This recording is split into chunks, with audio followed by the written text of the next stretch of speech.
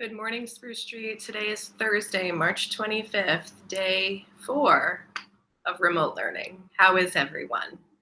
Show me on your thumb. Okay. I hope you're like this. It's a sunny day today. And even if you can't go outside and enjoy it, you can at least see it from the windows. Um, so I've been thinking about this first field trip I want to take with you all. And I have so many ideas. I spent a lot of yesterday looking up different possibilities, and we really are so lucky in this era of remote learning that we have access to the world and beyond virtually. So I mentioned yesterday that I have this map because I love to travel and that I had a trip planned, but I actually don't want to go to any of those places first.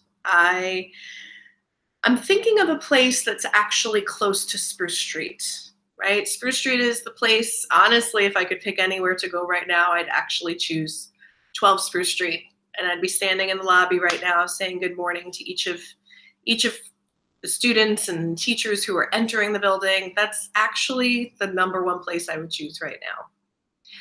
So the next best thing, I wanted to pick a place that's close to Spruce Street. So I'll give you a couple of clues and see if you can figure it out. It's a place that, first clue, it's close to Spruce Street. It's in Lower Manhattan. Second clue is it's a place that many of us may have been to already, right? Actually, some of us may have been there on a Spruce Street field trip. And the third clue I'll give is that it's a place that, for many of us, members of our families have definitely been there. For example, I know 100% that my grandparents were required to go there. Did that clue give it away? Have you figured it out? You got it. It's Ellis Island. So when you look down at the water, you see the Statue of Liberty standing there, holding up her torch. And right next to the Statue of Liberty, the next island is called Ellis Island. And that is where many of the immigrants coming to the United States were required to go to check in and be processed. And that does include my grandparents. And when I think about what I love most about New York City and what has kept me here for so long, it's the richness of the stories that we all have.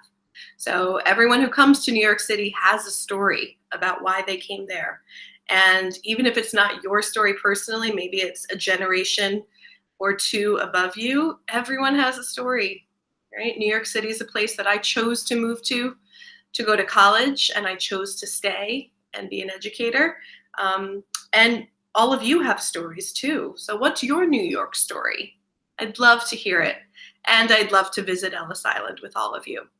So if you Google virtual field trip Ellis Island, the first link that comes up is through Scholastic, and it is a 30-minute virtual field trip to Ellis Island. Let's go there together. Let's share our favorite New York stories, or how we got to New York, or how our families got to New York. Start with the field trip. Tomorrow I will share information on how we can post and combine our stories and really hear from one another, because I'd love to hear it. I love this city. I miss being out and about in this city the same way I miss all of you. And let's start by exploring one of the foundational pieces of New York City, and that is Ellis Island. So if you've been there before in person, great. You'll already know a bit about it, and the virtual field trip should remind you of when you visited there. I know I haven't been there in a few years, so it's good to get the reminder.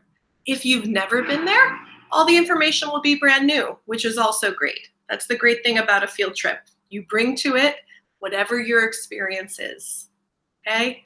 So that's your challenge. Take a virtual field trip to Ellis Island. You can do it today, you can do it tomorrow, or this weekend. Tomorrow, though, I will post some information on how we can share our journeys, because I really look forward to hearing what your experience is like visiting Ellis Island. So have a wonderful day 4 of remote learning, and I look forward to hearing from and seeing many of you hopefully soon. All right, have a great day.